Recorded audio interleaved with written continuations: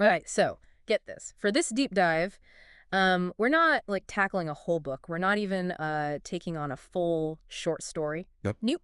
Today, we are all about the first few chapters of a fictional story, Interesting. and only the first few chapters. It's called Can You Hear Me? Okay. And we're going full-on literary detective to, figure out how the author sets the story in motion. So it's like we're analyzing a magic trick before the big reveal, Yeah. trying to figure out like how the author is laying the groundwork for Yeah. something captivating. I like that. Okay, so picture this. A peaceful village, almost eerily quiet, the kind of place where nothing much seems to happen. Right. But then, boom, the title hits us, Can You Hear Me? Yeah. It's like the author's already messing with us, making us question the silence. Right from the start, the author is focusing our attention on our senses, particularly sound, or in your case, the lack of it. It primes us to be more attuned to those details throughout the story. Okay, so we've got this quiet village, almost too quiet. Yeah. And then, bam, the author throws two bizarre incidents at us. Okay. A driver crashes into a tree after suddenly going blind, and then we meet John Watts, an older guy who completely loses his hearing. Wow. Talk about an unsettling way to disrupt the piece. What do you make of how the author introduces these events, almost back to back? It creates this immediate sense of unease, this feeling that, like, beneath the surface of this idyllic village, something is deeply wrong. The author isn't hitting us over the head with it, but those two incidents, so close together, they start to plant that seed of doubt. Totally. And it makes you wonder, are these isolated incidents, or is there something more sinister connecting them? And then we meet our main characters. We've got Stead, who finds the crashed car, and Anna, who just happens to be nearby. What are your first impressions of how the author sets them up? Well, neither of them is from the village, which immediately sets them apart. That's true. Stead is presented as this compassionate guy, drawn to help even in a strange situation. Anna, though, she's remarkably calm and practical, especially considering the, weirdness unfolding around them. You're right, and that contrast in their personalities, especially in the face of this mystery, makes you instantly curious about how they'll react as things escalate, because you just know they're going to escalate, right? Absolutely, and that brings us to another key player, Mike, the village doctor. He's suddenly dealing with these bizarre cases. Sudden blindness, unexplained deafness, and he's clearly out of his depth. He seems competent, but this isn't exactly standard medical practice, is it? What do you think the author is doing by putting Mike in this position? Well, I think Mike represents a bridge between the familiar and the unknown. He's used to dealing with everyday ailments, the kind of stuff you'd expect in a quiet village. But these strange cases, they challenge his sense of normalcy, just like they challenge the readers. He becomes a sort of audience surrogate, voicing the growing concern and confusion we feel as the mystery unfolds. It's so true. Okay, so to recap, we've got a blind driver, a deaf villager, a baffled doctor, and two intriguing outsiders who just crossed paths. The author is setting the stage for one heck of a story, and we're only a few chapters in. And let's not forget that subtle detail about the road. Oh, right. Remember how it was described at the beginning? Peaceful, almost idyllic. Mm-hmm. Well, later on, Mrs. Wilson, one of the villagers, describes it as deep black. That seemingly insignificant detail actually speaks volumes about the story's direction. Oh, I see where you're going with this. It's like the road, a symbol of connection and familiarity, becomes tainted by the unsettling events in the village.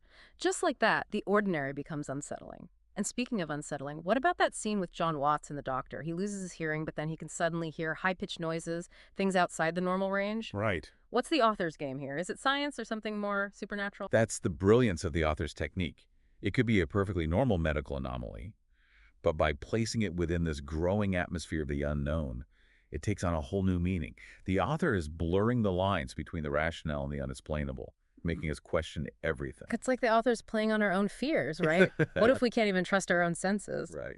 And speaking of things escalating, the weirdness doesn't stop with John Watts. The author cranks up the tension even further when more villagers start losing their senses, seemingly at random. And the way the author writes this part, it's like a punch to the gut. Short, sharp sentences, almost like news bulletins. It creates a sense of urgency and chaos. It mirrors the confusion and fear that's starting to grip the village. And just when you think you're getting a handle on things, the author throws another curveball by switching between different characters' viewpoints.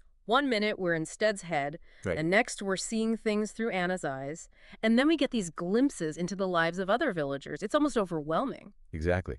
The fragmented perspectives add to the suspense.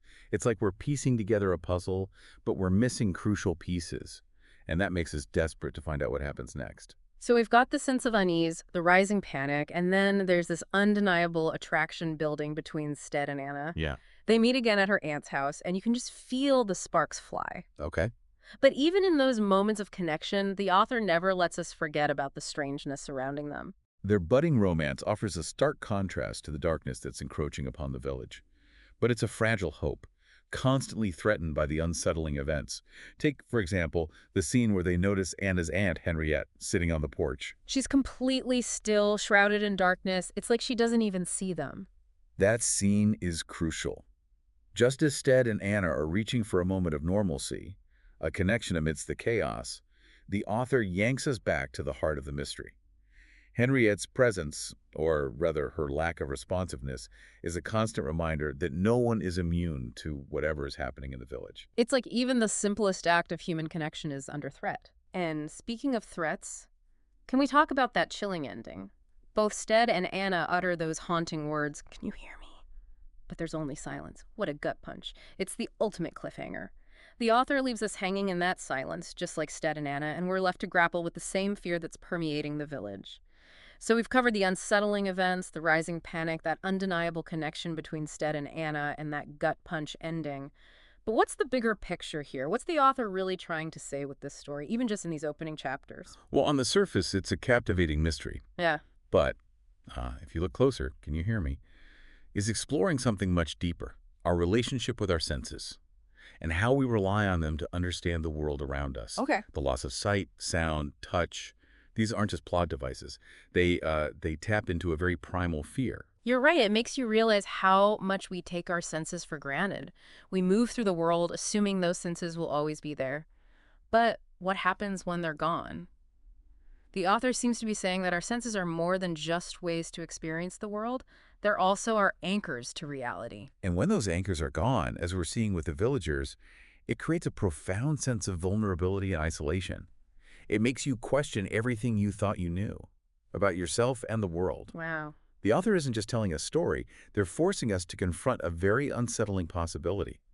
What if the world we perceive is actually very different from the world as it truly is? That's a terrifying thought. And it makes the title, "Can You Hear Me?" even more powerful. Is it just about the physical act of hearing? Or is it a desperate plea for connection? For someone to acknowledge that your reality is still valid, even if your senses are compromised? Exactly. It speaks to that human need to connect, to share our experiences and know that we're not alone in the world. The author leaves us with that unanswered question, that silence, and it lingers long after you finish reading. It makes you think about how you'd react in that situation.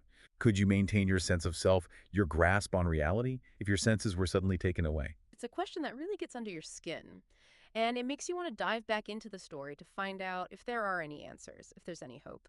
And that, I think, is a testament to the author's skill. They've crafted a story that's both thrilling and thought-provoking. A story that stays with you long after you've turned the last page. Well, that's it for our deep dive this time. We hope you've enjoyed this exploration into the power of beginnings. Until next time.